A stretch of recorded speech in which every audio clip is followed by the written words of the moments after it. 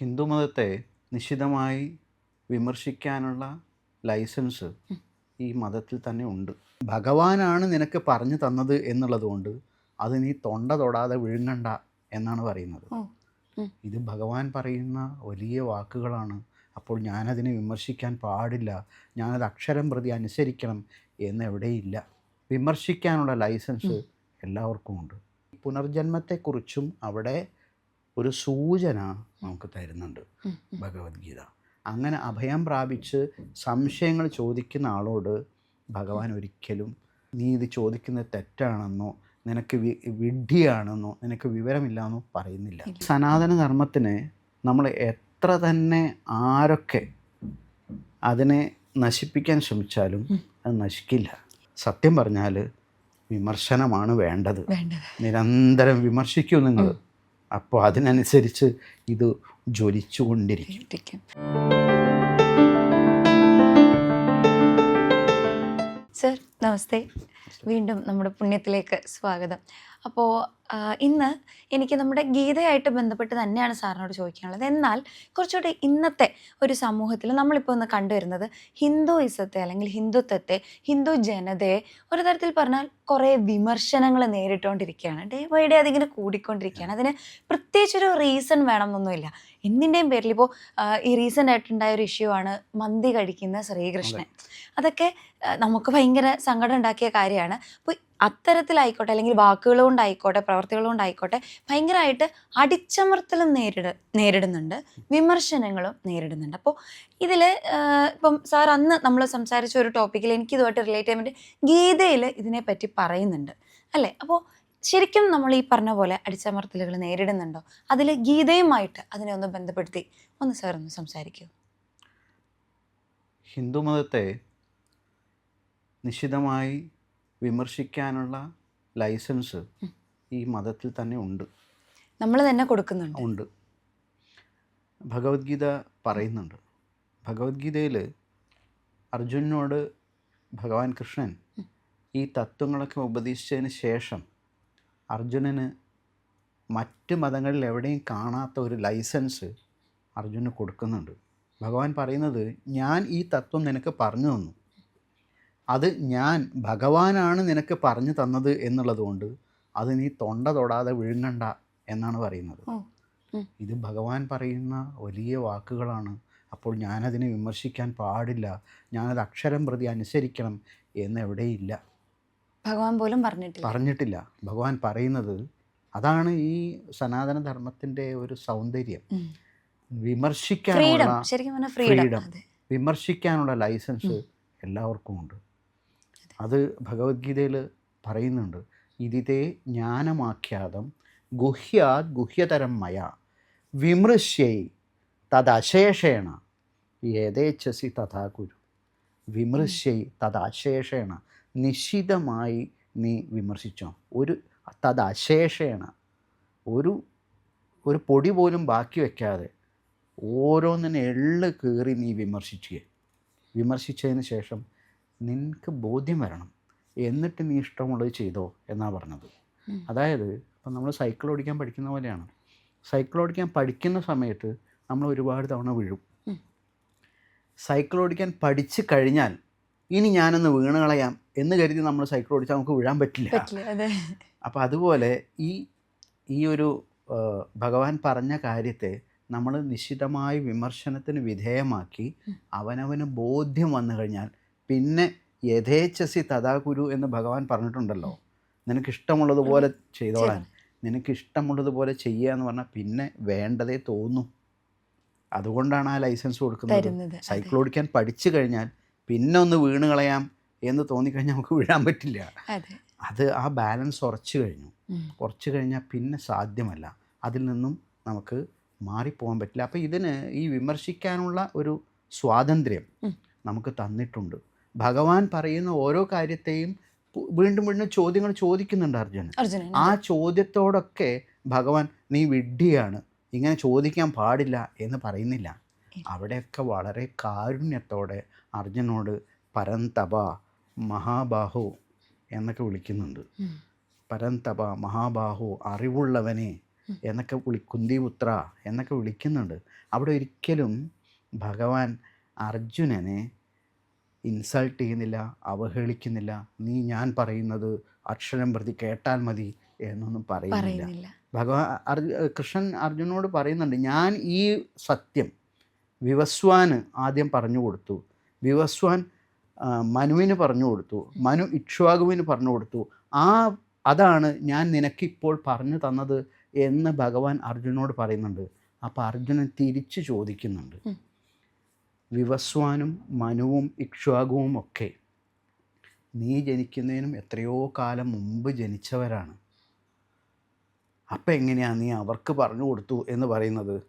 ചുരുക്കി പറഞ്ഞാൽ അർജുനൻ കൃഷ്ണനോട് ചോദിക്കുക, ചുമ്മാ തള്ളരുത്, തള്ളി മറക്കല്ലേ കൃഷ്ണ, ഇതൊക്കെ കുറേ മുൻപ് ജനിച്ചു മരിച്ചു പോയ ആളുകളല്ലേ, ഞാനും നീയൊക്കെ ഒന്നിച്ച് പഠിച്ച ആൾക്കാരല്ലേ, ഒരേ ക്ലാസ്സിലിരുന്ന് പഠിച്ചതാണ്.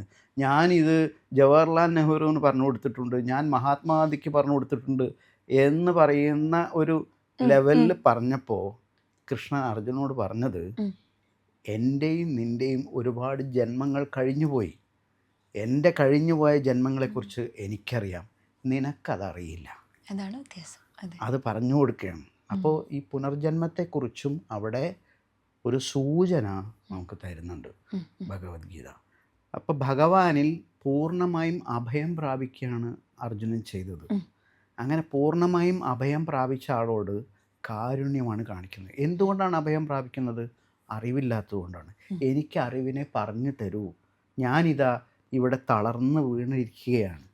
സിദന്തി മമ ഗാത്രാണി മുഖം ച പരിശുഷ്യതി വേപതുശ്ച ശരീരമേ രോമഹർഷശ്ച ജായതേ ഗാണ്ഡീവം സ്രംസതേ ഹസ്താത് തുക്ചൈവ പരിദഹ്യതേ നജ ശക്നോമ്യവസ്ഥാതും ഭ്രമദീവ ചമേ മനഃ എന്ന് പറഞ്ഞിട്ട് തളർന്ന് വീഴുകയാണല്ലോ ചെയ്യുന്നത്. അങ്ങനെ എന്നെ ഈ ഒരു തളർന്ന ഈ ഒരു അവസരത്തിൽ എനിക്ക് വേണ്ടത് ഉപദേശിച്ചു തരൂ, എന്താണ് ഞാൻ ചെയ്യേണ്ടത് എന്ന് ചോദിച്ചുകൊണ്ട് പൂർണ്ണമായും ഭഗവാനിൽ അഭയം പ്രാപിക്കുക ചെയ്യുന്നത്. അങ്ങനെ അഭയം പ്രാപിച്ച് സംശയങ്ങൾ ചോദിക്കുന്ന ആളോട് ഭഗവാൻ ഒരിക്കലും നീ ഇത് ചോദിക്കുന്നത് തെറ്റാണെന്നോ, നിനക്ക് വിഡ്ഢിയാണെന്നോ, നിനക്ക് വിവരമില്ലാന്നോ പറയുന്നില്ല, കളിയാക്കുന്നില്ല. അവനെ അങ്ങേയറ്റം ബഹുമാനിക്കുന്നുണ്ട്. അവൻ്റെ ബുദ്ധിയെ ഒരിക്കലും ചോദ്യം ചെയ്യുന്നില്ല, അവൻ്റെ യുക്തിയെ ഒരിക്കലും ചോദ്യം ചെയ്യുന്നില്ല. ചോദ്യം ചോദിക്കുന്ന ആളെ അങ്ങേയറ്റം ബഹുമാനിച്ചുകൊണ്ടാണ് ഉത്തരം പറയുന്നത്. ഇവിടെ വിമർശിക്കുന്നവരോട് പോലും ബഹുമാനവും സ്നേഹവും കാരുണ്യവും ദയയും കാണിക്കുന്നത് നമ്മൾ മാത്രമാണ്. വിമർശിക്കുന്ന ഒരാളെ അപ്പം തന്നെ കത്തിയെടുത്ത് അയാളുടെ കൈ വെട്ടുന്ന ഒരു ഏർപ്പാട് നമുക്കില്ല. അതെ.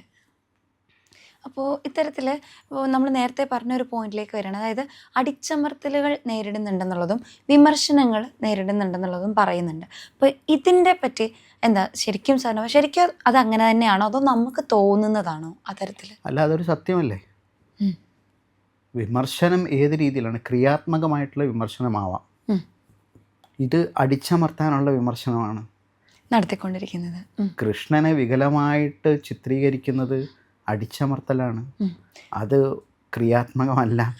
പക്ഷേ അത് നമ്മൾ മനസ്സിലാക്കിയിട്ട് നമ്മളത് ക്രിയാത്മകമായ രീതിയിൽ എടുക്കുകയാണ് ചെയ്യുന്നത്. എങ്ങനെയെന്ന് വെച്ചാൽ, കോവിഡ് സമയത്ത് ഒരുപാട് പേര് നമ്മളെ കളിയാക്കിയിട്ടുണ്ടായിരുന്നു. നിങ്ങളുടെ ദൈവം എവിടെ? നിങ്ങൾ കുറേ കാലമായല്ലോ പ്രാർത്ഥിക്കുന്നു, ആ പ്രാർത്ഥിക്കുന്ന ദൈവം എവിടെ? നിങ്ങൾ ഈ കോവിഡ് കാരണം ഒരുപാട് പേര് കഷ്ടപ്പെടുന്നുണ്ടല്ലോ, ഒരുപാട് പേര് മരിക്കുന്നുണ്ടല്ലോ, എവിടെ പോയി എന്നൊക്കെ ചോദിച്ച് നമ്മളെ കളിയാക്കിയിട്ടുണ്ടായിരുന്നു. ആ സമയത്ത് നമ്മളെന്താ ചെയ്തത്? നമ്മുടെ ആളുകൾ ഒരുപാട് വാട്സപ്പ് ഗ്രൂപ്പുകളുണ്ടായി അല്ലേ, നാരായണീയവും ഭഗവത്ഗീതയും ഇതുപോലെയുള്ള ഹരിനാമകീർത്തനം, ലളിതാ സഹസ്രനാമം, ഇതൊക്കെ അവർ വീട്ടിൽ കുത്തിയിരുന്ന് പഠിച്ചു. വിമർശിക്കും തോറും ആളുകൾ അതിൽ നിന്ന് അകലുകയല്ല ചെയ്തത്. എന്നാൽ ശരി, ഇതൊന്ന് പഠിച്ചു കളയാം, കാരണം സമയം കിട്ടിയപ്പോൾ അവരിത് പഠിക്കാനാണ് ഉപയോഗിച്ചത്. ഇത് ശരിയാണല്ലോ, നമ്മൾ ഇത്രയും കാലം പ്രാർത്ഥിച്ച ദൈവം എവിടെ? ഇനി വേണ്ട, പ്രാർത്ഥനയൊന്നും വേണ്ട, ഞങ്ങളിതൊക്കെ നിർത്തിപ്പോവുകയാണ് എന്നല്ല പറഞ്ഞത്. അവരതിനെ കൂടുതൽ പഠിക്കുകയാണ് ചെയ്തത്. അപ്പം അതാണ് സനാതന ധർമ്മത്തിനെ നമ്മൾ എത്ര തന്നെ ആരൊക്കെ അതിനെ നശിപ്പിക്കാൻ ശ്രമിച്ചാലും അത് നശിക്കില്ല. അതുകൊണ്ടാണ് സനാതനമാകുന്നത്. സനാതന ധർമ്മം എന്നും നിലനിൽക്കുന്നതാണ്. അത് ഊതിക്കാച്ചിയ ഇരുമ്പ് പോലെ അതങ്ങനെ ജ്വലിച്ച് നിൽക്കും. അത് എത്രത്തോളം നിങ്ങൾ വിമർശിക്കുന്നോ അത്രത്തോളം അത് ജ്വലിക്കും. അതാണ് അതിൻ്റെ പ്രത്യേകത. അത് തന്നെയാണ് യഥാ യഥാഹി ധർമ്മസ്യ ഗ്ലാനിർഭവതി ഭാരത അഭ്യുത്ഥാനമധർമ്മസ്യ തദാത്മാനം സൃജാമ്യഹം എന്ന് പറയുന്നത്. അത് ഇതിനെ വിമർശിക്കും തോറും നമ്മുടെ ഉള്ളിൽ തന്നെ ഭഗവാൻ ഉണരും, അതിന് എതിരായിട്ട് അതിനെ ഉയർത്തിക്കൊണ്ടുവരാൻ വേണ്ടിയിട്ട്. അപ്പോൾ അതിനെ എത്രത്തോളം വിമർശിച്ചാലും അത് നശിക്കുന്നില്ല. സത്യം പറഞ്ഞാൽ വിമർശനമാണ് വേണ്ടത്. നിരന്തരം വിമർശിക്കൂ നിങ്ങൾ, അപ്പോൾ അതിനനുസരിച്ച് ഇത് ജ്വലിച്ചുകൊണ്ടിരിക്കും. അപ്പോൾ ഇത് ശരിക്കും നമുക്ക് മാത്രമാണോ നേരിടുന്നത്? അതായത് ഇപ്പം ഇങ്ങനെയൊക്കെ നമ്മൾ വിചാരിച്ചു, ഇപ്പം സാറ് പറഞ്ഞ പോലെ നമ്മൾ വിചാരിക്കുന്നുണ്ട്, അത് ഒരു ക്രിയേറ്റീവായിട്ട് നമ്മൾ ചിന്തിച്ച് അതിനെ നമ്മൾ സാധൂകരിക്കാൻ ശ്രമിക്കുന്നുണ്ട് നമ്മൾ. അപ്പോൾ ശരിക്കും നമ്മളപ്പോൾ അവിടെ സെക്യുലറിസം നമ്മളതിനെ സപ്പോർട്ട് ചെയ്യലേ ചെയ്യുന്നത്. സ്റ്റിൽ ആൾക്കാർ പറയുന്നത് നമ്മളൊട്ടും സെക്യുലർ അല്ല എന്നുള്ള രീതിയിലാണ്. അപ്പോൾ അതിൻ്റെ ഒരു വിരുദ്ധത, ഒരു ചിന്താഗതിയുടെ സെക്യുലറിസം ഏറ്റവും കൂടുതൽ നമ്മളല്ലേ ചെയ്യുന്നത്. അതാണ് വസുദൈവ കുടുംബകം അതിൻ്റെ ഏറ്റവും വലിയൊരു എക്സാമ്പിളാണ്. നമ്മളിവിടെ ഒന്നിനെയും നിഷേധിക്കുന്നില്ലല്ലോ, ഒന്നിനെയും നിഷേധിക്കുന്നില്ല. ഇവിടെ എല്ലാം സത്യമാണ്, എല്ലാം സത്യമാണ്. അത് ആരൊക്കെ എന്തൊക്കെ പറഞ്ഞാലും സത്യമാണ്. കാരണം എന്താണെന്ന് വെച്ചാൽ ഈശാവാസ്യം ഇതം സർവം, ഈ പ്രപഞ്ചം മുഴുവൻ സത്യമാണുള്ളത്. അപ്പം നിങ്ങൾ പറയുന്ന സത്യം നിങ്ങളുടെ ലെവലിലുള്ള സത്യമാണ്, മറ്റൊരാൾ പറയുമ്പോൾ അയാളുടെ ലെവലിലുള്ള സത്യമാണ്. അതെങ്ങനെയെന്ന് വെച്ചാൽ കുട്ടിക്കാലത്ത് നമ്മൾ ഈ ചിരട്ടപ്പുട്ടുണ്ടാക്കി കളിച്ചിട്ടുണ്ടാവും. അച്ഛനും അമ്മയും മക്കളും ഒക്കെ ഇട്ട് നമ്മൾ കളിച്ചിട്ടുണ്ടാവും, കളിവീടുണ്ടാക്കിയിട്ട് കളിച്ചിട്ടുണ്ടാവും. എന്താ നിങ്ങൾ ഇപ്പോൾ കളിക്കാത്തത്? ഇപ്പം അങ്ങനെ കളിക്കാത്തത് എന്താ? അന്ന് കളിക്കുന്ന സമയത്ത് നമ്മുടെ മുതിർന്നൊരു ചേട്ടൻ വന്നിട്ട് ആ നമ്മളുണ്ടാക്കിയ ചിരട്ടപ്പുട്ട് തട്ടിക്കളഞ്ഞാൽ നമ്മളവിടെ പ്രശ്നം ഉണ്ടാക്കും, അല്ലേ? നമ്മുടെ ജീവൻ കൊടുത്തിട്ടും നമ്മൾ അയാളെ എതിർക്കും, ഇല്ലേ? എന്തുകൊണ്ടാണ്? തട്ടിക്കളയുന്ന ആളെ സംബന്ധിച്ചിടത്തോളം ഇത് വെറും കുട്ടിക്കളിയാണ്. ഇത് കളിക്കുന്ന കുട്ടിയെ സംബന്ധിച്ചിടത്തോളം ഇത് അങ്ങേയറ്റത്തെ സത്യമാണ്. അപ്പം ഇത് ഈ രണ്ടുപേരെയും, തട്ടിക്കളയുന്ന ആളെയും കളിക്കുന്ന കുട്ടിയെയും അല്ലാതെ വേറൊരാൾ ഗാലറിയിൽ നിന്ന് കാണുമ്പോൾ അയാൾക്കത് ആസ്വദിക്കാൻ പറ്റും. ആസ്വദിക്കുക എന്ന് പറഞ്ഞാൽ ഈ കുട്ടിയെ വിഷമിപ്പിക്കുന്ന ആസ്വദിക്കുക എന്നല്ല, അതിൻ്റെ ഒരു വൈജ്ഞാനിക തലത്തിൽ ആസ്വദിക്കാൻ പറ്റും. എങ്ങനെ? ആ കുട്ടി ചെയ്യുന്ന കാര്യത്തിൽ 100% സത്യസന്ധത കാണിക്കുന്നു, തട്ടിക്കളയുന്നവൻ ആ കാര്യത്തിൽ സത്യസന്ധത കാണിക്കുന്നു. പക്ഷേ സത്യം എന്താണ്? ഇതിനേക്കാളും മേലെയാണ്, ഇതിലും മേലെയാണ് സത്യം. അത് അദ്വൈതമാണ്. ബാക്കിയുള്ളവരൊക്കെ ദ്വൈതം എന്ന് പറഞ്ഞു. അതായത് ഈശ്വരൻ വേറെ, ആ ഈശ്വര സൃഷ്ടി വേറെ. ഈശ്വരൻ എന്നെ പരീക്ഷിക്കാൻ വേണ്ടി പലതും ചെയ്യുന്നു. ഈ പരീക്ഷണമൊക്കെ കഴിഞ്ഞ് എനിക്ക് മറ്റൊരു ലോകത്ത്, ഒരു പരലോകത്ത് മറ്റൊരു ജീവിതമുണ്ട് എന്ന് വിശ്വസിക്കുന്ന ആളുകളുണ്ട്. അവരെ അദ്വൈത സിദ്ധാന്തത്തിൽ അധിഷ്ഠിതമായ ഒരു സന്യാസി കാണുന്നത് ഒരു പുഞ്ചിരിയോടെ ആയിരിക്കും. കാരണം എന്താണ്? അദ്ദേഹം ആ അറിവിന് മേലെയാണ് നിൽക്കുന്നത്. അപ്പം എല്ലാ അറിവുകളെയും നമ്മൾ ബഹുമാനിക്കുന്നുണ്ട്.